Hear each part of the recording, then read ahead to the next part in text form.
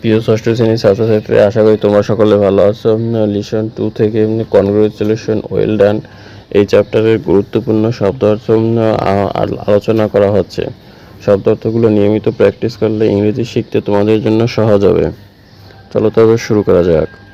come out প্রকাশিত হওয়া, competition প্রতিযোগিতা, কনগ্রাচুলেশন অভিনন্দন, কনভারসেশন কথোপকথন, ডিফারেন্ট ভিন্ন, ড্রপ হঠাৎ করে কিছু পড়ে যাওয়া, এক্সাইটেড উল্লেসিত, এক্সপ্রেশন অভিব্যক্তি, ফিল অর্থ অনুভব করা, হোক অর্থ লোক, ফ্লু অর্থ ইনফ্লুয়েঞ্জা বা ঠান্ডা জাতীয় সমস্যা, জেনারেশন প্রজন্ম, ইন্ডিপেন্ডেন্স স্বাধীনতা,